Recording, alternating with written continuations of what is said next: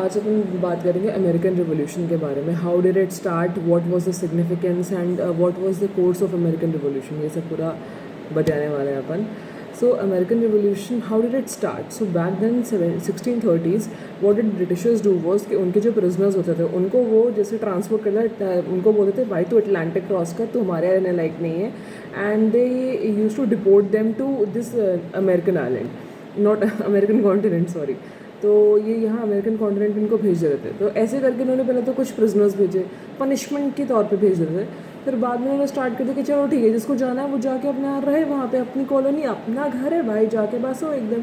So it started back then in 1630s and फिर 1700 आते आते 1707 1720, तो इस टाइम तक आते आते तो क्या हो गया, जब 1630 में लोगों ने स्टार्ट किया तो इट वो people were okay with it, because ये लोग बोलते थे कि हाँ हमने आपको कॉलोनाइज़ किया है। बट 1700 तक आते आते क्या हो गया कि अब तुम सेम बात, अगर मैंने तुम्हारी हेल्प करी है, मैंने नहीं मतलब मेरे पर दादा दादा लोगों ने तुम्हारी हेल्प करी है इस्टेब्लिश होने में, अब मैं तुम्हें आज आके बोलूँ कि भाई नहीं मैंने तेरी हेल्प करी है, how would you feel about it? तो सेम उन लोगों को भी लगा भाई तुमने 70-80 साल पहले हेल्प कर दी, now we are well establish, we can do it on our own. तो अब क्या सीन हुआ, ये इससे ये एक बेसिक बता रही हूँ अमेरिकन रिवॉल्यूशन क्यों स्टार्ट हुआ है। बट देखो कोई भी चीज़ को क्यों, अगर if the question is about why, then there are 3 aspects to it: socio cultural, political and economic.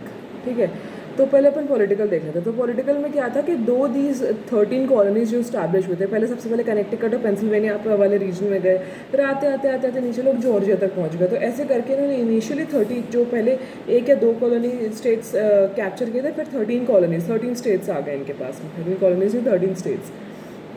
तो अब पॉलिटिकल में क्या था ना कि इंटरनली जो इंटरनल एडमिनिस्ट्रेशन है वहाँ पे इनका राइट था पूरा, मतलब states had the right to control their internal administration. But the problem was कि टॉप हायरार्की पे गवर्नर था। अब गवर्नर तो ब्रिटिश रिप्रेजेंटेशन का ही था ना, मतलब वो ही was representative of the British monarchy over there. तो उसमें भी इंटरनल एडमिनिस्ट्रेशन पे एक बेसिक लेवल पे, लोकल लेवल पे उनके पास पूरी अथॉरिटी है, बट हायर लेवल पे कोई से नहीं है। ठीक है, और ये तो एक बेसिक बात हो गई पॉलिटिकल की। सोशियो कल्चरल, जो भी मैं बात कर रही थी कि 70 साल पहले की बात तुम आज लेके बोल रहे हो कि नहीं भाई हमने तुम्हारी मदद करी है, तो सोशियो कल्चरल में क्या हुआ कि यहाँ पे अब जैसे यूरोप के लोग आए, ठीक है, जो कॉलोनिस्ट थे वो आए ब्रिटेन से, यहाँ पे फ्रांस का बंदा भी आके रह रहा है, यहाँ का स्विट्ज़रलैंड का, जर्मनी का, सब जगह के लोग आके यहाँ पे रह रहे हैं। तो यहाँ पे इंटररेशियल मिक्सिंग हो गई। ठीक है, और अफ्रीकन लोग भी, एक तो नेटिव रेड इंडियंस थे, फिर अमेरिकन्स कौन हुए, फॉर एग्जांपल कोई एक ब्रिटेन का बंदा आके रहा, अब उधर आके साथ में कोई फ्रांस का बंदा भी आके रह रहा है। अब ये लोग ने फैमिली स्टार्ट करी अपनी, अब जो सेकेंड जनरेशन है ये अपने आप को नेटिव अमेरिकन बोल रही है, मतलब though the parents belong to Europe but they are calling themselves as Native Americans, that we belong to America। तो इस चक्कर में क्या हुआ कि मैं क्या एक्सप्लेन कर रही थी मैं भूल गई। तो ठीक है, सो सोशो कल्चरल में क्या हुआ कि सिंस हाँ अलग अलग जगह से लोग जब आके मिक्स होके यहाँ पे रहने लगे, मतलब people belonging to different nationalities and culture, when they started living together, so it obviously affected their way of thinking also. मतलब जो 1630s में जो अमेरिका था, and America actually evolve in the next 70 and 100 years, but at the same time Britain did not evolve as such, मतलब evolve in a sense of socio cultural way, क्योंकि वहाँ कोई इंटररेशियल mixing नहीं हो रही, यहाँ पे हो रहा है। जितने लोगों से हमें, it's a very normal example, तुम जितने लोगों से मिलते हो उतना ज़्यादा तुम्हारे थॉट प्रोसेस ओपन हो जाता है। एंड नाउ अब ये तो हो गया सोशो कल्चरल, अब ये होता है इकोनॉमिक पे। तो इकोनॉमिक में क्या प्रॉब्लम हो गया कि अब जैसे ब्रिटेन ने बोल दिया कि ठीक है जो शिप्स आप लोग यूज़ करेंगे वो शिप्स हमारे यूज़ करेंगे। शिप एक्ट में उन्होंने अपना वो नेविगेशन एक्ट में बोल दिया कि only British ships can be used by Americans. फिर उन्होंने कुछ ऐसे एक्सपोर्ट ड्यूटीज़ और इम्पोर्ट ड्यूटीज़ वगैरह भी लगा दिया, उन लोगों ने एक्सपोर्ट ड्यूटी लगा दी। अब बोल दिया कि जो शुगर आप प्रोड्यूस करोगे शुगर सिर्फ हमें एक्सपोर्ट करोगे, मतलब ऐसे उन्होंने ट्रेड रिस्ट्रिक्शंस लगा दिए। तो इस केस में क्या हो गया कि जो प्रॉफिट हो सकता था अमेरिका को वो प्रॉफिट नहीं हो पा रहा था। तो इसके 3 एजेंडा हो गए: political, socio cultural and economic. अब इन्हीं तीन थॉट्स को हम और एलैबोरेट भी कर सकते हैं, बट मैं एक ऐसे एग्जांपल देती हूँ कि हाँ, अब ये जो मेन कॉजेज ऑफ कॉन्फ्लिक्ट थे ये तो बता दिया कि ये तीन हेडलाइंस बता दिए. अब ये मेन रिजेंटमेंट स्टार्ट क्यों हुआ? पहली बात तो वही कि स्टैम्प एक्ट उन्होंने ले आया. स्टैम्प एक्ट में भाई हर चीज़ पर टैक्स, जो भी तुम प्रोड्यूस कर रहे हो, ठीक है, जो भी तुम एक्सपोर्ट कर रहा है तुम्हें उस पर टैक्स लग रहा है. दूसरा, these colonist were not allowed to expand beyond those 13 colonies. Britain ने बोल दिया भाई तुम नहीं करोगे, क्योंकि वहाँ नेटिव रेड इंडियंस रहते थे. And now these people thought कि भाई हम क्यों नहीं कर सकते, हमें तो करना चाहिए, हम ही लोग तो रह रहे हैं यहाँ पे. And then this third was the one of the most important was that ये जो इकोनॉमिक ग्रोथ है, मतलब Louis Hacker, so he is an economic historian. He says that it was American Revolution was a conflict between American capitalism and British mercantilism. तो इस case में और वो बात बिल्कुल सही थी. भाई तुम टोबैको, कॉटन वगैरह सब प्रोड्यूस करो, एक्सपोर्ट सब हमें करो, मतलब तुम्हें कोई प्रॉफिट नहीं मिलना चाहिए. You can not export to any other nation. मतलब what Britain was doing was that exported to us and then we'll take it for you. तो सारा प्रॉफिट किसके पास जाएगा? ब्रिटेन के पास. और नो टैक्सेशन विदाउट रिप्रेजेंटेशन, जो बहुत अच्छा स्लोगन है इन लोगों का कि we won't, since you don't represent us, so we are not going to pay you tax. और ये उन्होंने स्टैम्प टैक्स जो उन्होंने लेना स्टार्ट किया था उससे इन्होंने स्टार्ट किया था इसको, कि the imposition of stamp tax सबसे इमीडिएट कॉज वही है.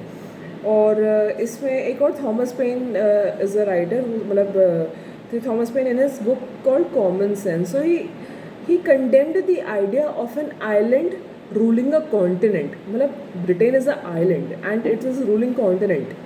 तो वो पॉइंट हो गया इसमें. And now what led to the revolution, मतलब जो एग्जैक्ट सीरीज ऑफ इवेंट्स है. तो पहले तो मासाचुसेट्स असेंबली हो गई, ठीक है. सो व्हाट हैपेंड वाज जो नो टैक्सेशन विदाउट रिप्रेजेंटेशन है, यहाँ पे सब स्टेट्स ने पार्टिसिपेट किया. 13 स्टेट्स ने पार्टिसिपेट किया. और यहाँ पे they talked about no taxation without representation, क्योंकि बोले हम देंगे ही नहीं tax. First point was this. Then next in the league came was the Boston tea party. So what was this Boston tea party? अब उन्होंने टी पे भी टैक्स लगा दिया था, ठीक है. तो Samuel Adam was one of the local leader who dressed himself as. So ये बोस्टन टी पार्टी में what Samuel Adams did was that he came to know that ये Hutchinson, I don't know how to pronounce his name.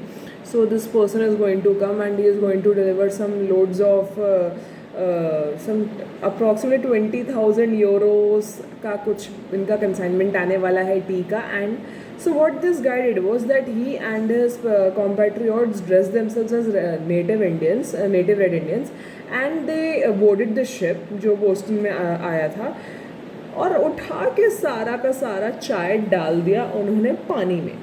तो it was not actually a T party. मतलब उस दिन सी ने पूरी T party हो गई, समुद्र की बहुत सही टी पार्टी हुई उस दिन. तो क्योंकि सारा का सारा चाय उठा के डाल दिया उन्होंने नीचे उसके अंदर.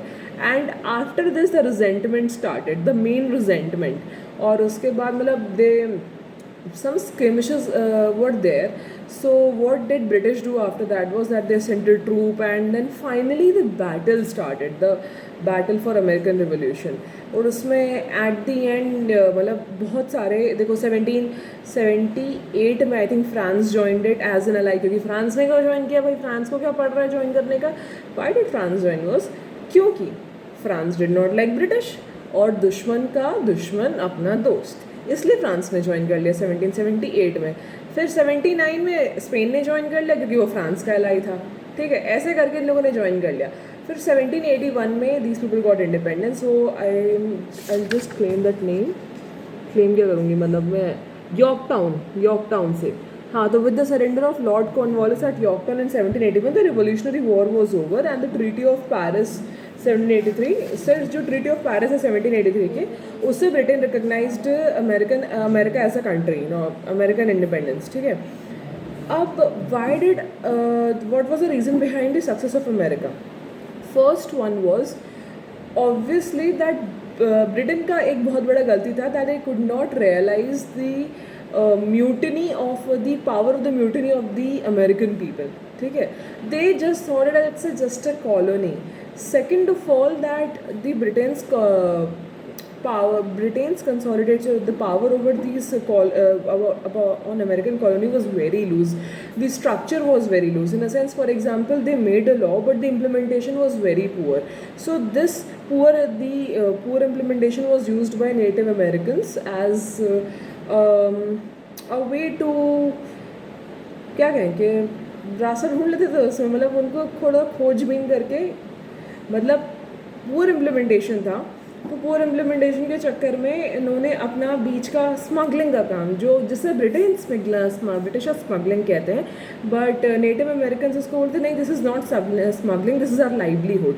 अब तुम सब पे टैक्स लगा के सबका प्राइस बढ़ा दोगे तो स्मगल करके तो मैं उसे सस्ता में दे दूँगी ना। Third was the geography, because Britain was not aware of the geography, और एक तो जोग्राफी पता भी नहीं थी उनको, को ठीक है। तो दूसरा, भाई एक अटलांटिक ओशन अपार्ट रह रहे हो तुम वहाँ पे हो, ठीक है, अटलांटिक ओशन के तुम ईस्ट कोस्ट पे, तुम हो ईस्ट साइड पे, वेस्ट कोस्ट पे अमेरिका, कहाँ से तुम कंट्रोल कर लोगे। Fourth was that the British authorities fail to rally the loyalist, जो अमेरिकन, जैसे इंडिया के केस में क्या किया उन्होंने, इंडिया के केस में they had a permanent support from zamindars and the kinship and all, but यहाँ ये नहीं कर पाए, अमेरिका के केस में ये नहीं कर पाए। And again, the fifth point, America was again a developing country. It was already, the process of development already started. And उसके बाद sixth and the most important point क्या है इसमें, the active cooperation of France, Spain and Holland was another deciding factor. और दूसरा, Americans were being led by George Washington. And again, one of the most important thing was that Americans were led by Enlightenment के बाद की बात है ये, ठीक है। जब Enlightenment के बाद की बात है तो ये जो थॉमस पेन, जॉन